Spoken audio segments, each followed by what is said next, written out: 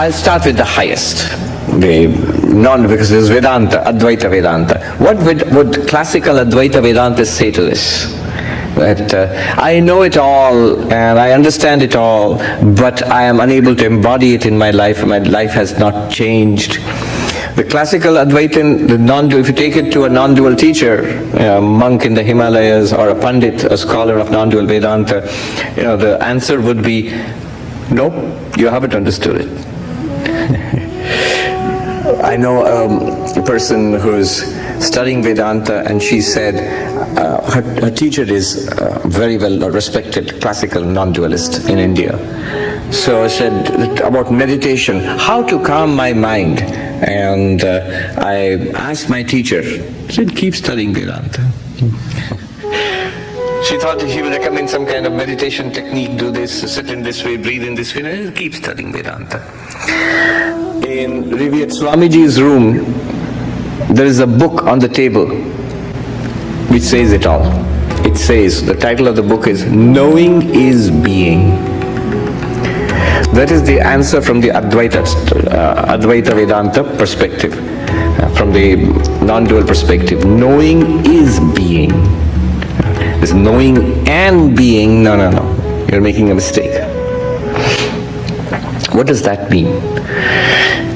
Again, this is again from the view from the Everest top, from the top of the spiritual ladder. It may not be practically directly relevant or useful to us right now, but it's good to know. And it's the truth, it's the ultimate truth about all of us. Even now it's the truth about us. Yeah, maybe we'll find it too metaphysical, too abstract, but still good to know, good to start there. Then we'll work our way downwards to where we are. It's like this. I remember when we were kids, we used to read these comic books. They're called Asterix and Obelix. I don't know if they're not popular in the United States, no. But in India they were popular. So anyway, the story works well even if you haven't read the comic books. So it's set in ancient Roman times. And Asterix and Obelix are these Gauls, they're rebels, they fight against the might of the Roman Empire and so on. Anyway, the story is that some character in that, in one of those comic books, they visit their version of a therapist. That was a druid. In those days, druids were there. So there's this famous druid who cures mental illnesses. And so they're sitting there and they find the patients going in and coming out cured. But the cures are really weird. So this person is sitting on and barking at everybody. What's wrong with him? He thinks he's a dog. And so he's called next, and the patient goes in and comes out walking straight, Wow, he's cured. Not really, he still thinks he's a dog, but he taught him how to beg.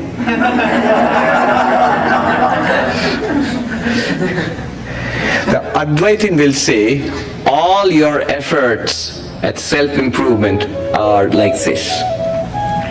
You're mad, you're just mad, you're fine-tuning your madness so that it doesn't appear so mad after all.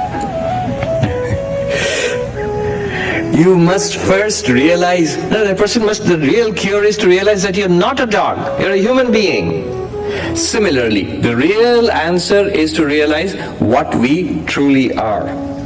Not put, band-aids, make a little fix. I am scattered, I can't focus. I must learn how to focus. Great. I'm a loner. I must learn how to make friends. Okay. I am lazy. I must get my act together and earn $1 million. Okay. But from an Advaitic perspective, all of these are based on ignorance. These are all false moves. And the problem with these moves is, none of them taken by themselves or all put together, none of them are going to bring you what you think you want. You want satisfaction, peace of mind, fulfillment. None of them will work. Get friends, be a loner or get friends. Be poor or be rich. Be distracted or be real laser sharp focused on your work. In both cases there are problems. None of them is a deep solution to the question of life. What is the solution? The solution is enlightenment, realizing what we truly are. How will that help with the question of knowing and being? In Advaita Vedanta, knowing is being. Because the non-dualist is so different from all other kinds of religion or spirituality. And the non-dualist says that you already are perfect. In our real nature, which we do not know, if we would know ourselves as we truly are, it's already all right. Our lives seem so far away from all right that it seems ridiculous to say that to us, but Advaita insists.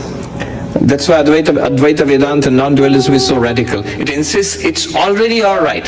You just don't see it. It's like watching a horror movie followed by a tragedy, followed by a documentary on war, and so on. But if you realize they are movies, that's the central thing to realize.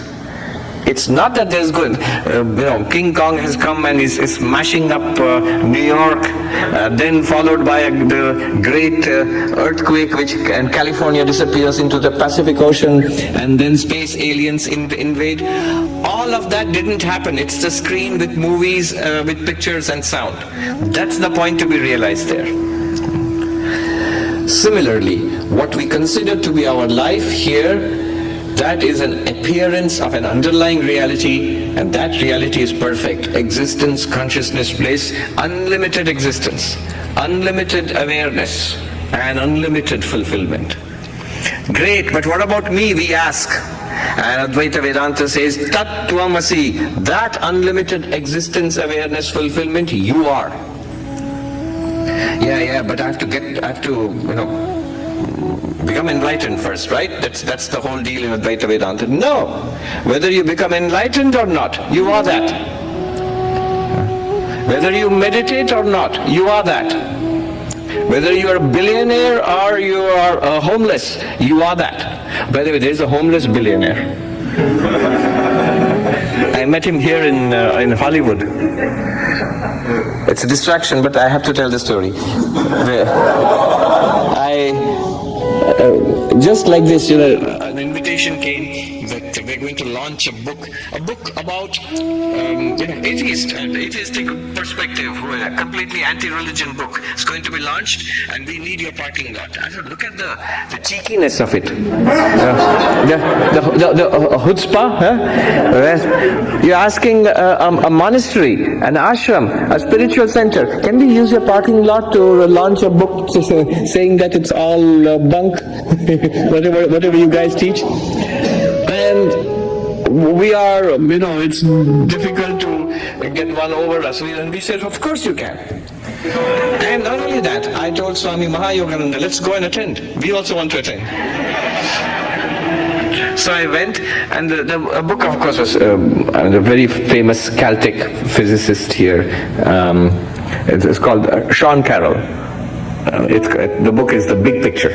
A very nice gentleman. He gave me a copy saying, Swami, enjoy the universe. He signed it and he gave it to me. But in the party, there's one gentleman, so the people gathered around with a couple of odd ducks in orange, guys in orange. People gathered around us asking questions. One gentleman asking very probing questions. I found him very intelligent. And because he was all Caltech folks, I thought he was a professor.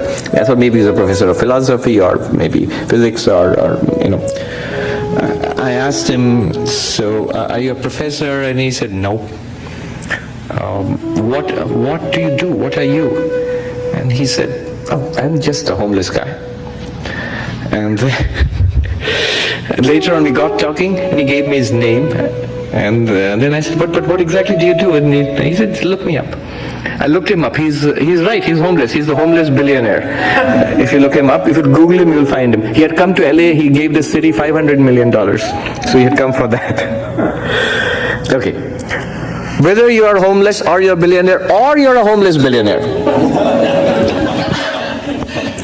it still doesn't work. In any case, you are Brahman, you are that absolute reality, and it's all right.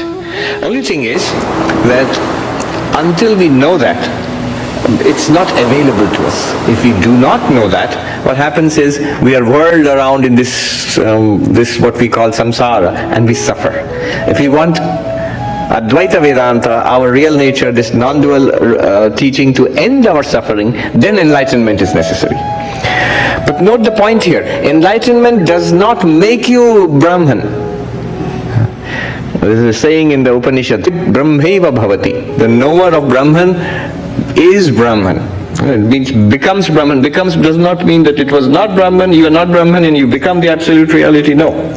You wear the absolute reality and you come to see it for the first time. That's all enlightenment is. And therefore knowing is being. I mentioned last time I was here, Robert Ingersoll, the great agnostic. And he said, the only thing that we are ever sure of is this world. Robert Ingersoll told Swami Vivekananda, the only thing that we are ever sure of is this world. So I believe in squeezing the orange dry, every drop from the orange of this world.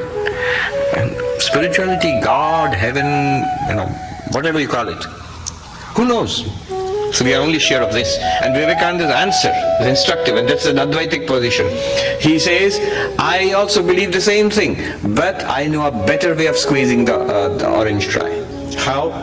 He says, I know that I shall not die, therefore I am not in a hurry. I know there is no fear, therefore I enjoy the squeezing. I see God in everybody and love everybody. Imagine the joy of loving everybody as God. Squeeze your orange in this way and get 10,000-fold more. Get every last drop. That was Vivekananda to Ingersoll.